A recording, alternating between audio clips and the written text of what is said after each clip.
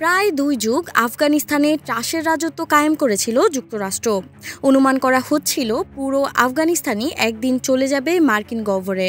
কিন্তু ঘটনা ঘটে উল্টো। মধ্যপ্রাচ্যে যেন আরেক ভিয়েতনামের দেখা মেলে। তালিবানের হাতে নাকানি চুবানি খায় ট্রাম্পের দেশ।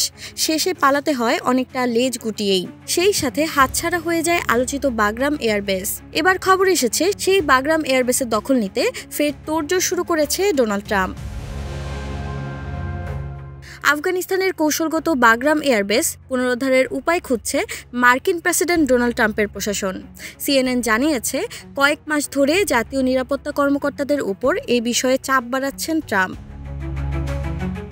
বৃহস্পতিবার যুক্তরাষ্ট্রের প্রধানমন্ত্রী কিয়ার স্টারমারের সঙ্গে যৌথ সংবাদ সম্মেলনে ট্রাম্প বলেন, আমরা বাগরাম ফিরিয়ে আনার চেষ্টা করছি। এটি আমরা তালেবানকে বিনামূল্যে দিয়েছিলাম, কিন্তু এখন ফেরত চাই। ২০২১ সালে মার্কিন সেনা প্রত্যাহারের পর তালেবান ঘাঁটিটি দখল করে। কাবুলের প্রায় ১ ঘন্টা দূরে অবস্থিত বাগরাম প্রায় ২ দশক যুক্তরাষ্ট্রের সামরিক কার্যক্রমের কেন্দ্র ছিল। এখান থেকে বড় ধরনের সামরিক অভিযান, কার্গো পরিবহন ও সন্ত্রাসবিরোধী মিশন পরিচালিত হতো। সূত্র জানায়, বাগরামের অবস্থান যুক্তরাষ্ট্রের কাছে বিশেষ গুরুত্বপূর্ণ। চীনের সীমান্ত থেকে ঘাঁটিটির দূরত্ব ৫০০ মাইলেরও কম। ফলে চীনকে নজরদারির সুযোগ। এক্সট্রিম মশার কয়েল প্ল্যান্ট ফাইবার দিয়ে তৈরি, ডেঙ্গু, চিকুনগুনিয়া বাহি সহ যে কোনো মশার বিরুদ্ধে দেয় এক্সট্রিম সুরক্ষা। আফগানিস্তানের বিরল খনিজে প্রবেশাধিকার, আইএস বিরোধী অভিযান পরিচালনা এবং কূটনৈতিক সুবিধা পুনরায় চালুর সুযোগ হিসেবে দেশটিকে দেখছে ট্রাম্প প্রশাসন। তবে ঘাঁটি ফেরত আনতে গেলে নতুন করে সেনা মোতায়েন প্রয়োজন হতে পারে। অথচ ট্রাম্পই ২০২০ সালে তালেবানের সঙ্গে যে চুক্তি করেছিল তাতে আফগানিস্তান থেকে মার্কিন সেনা প্রত্যাহারের অঙ্গীকার ছিল। তাই এই অবস্থায় পুনরায় মোতায়েন করা হলে তা চুক্তির পরিপন্থী হবে।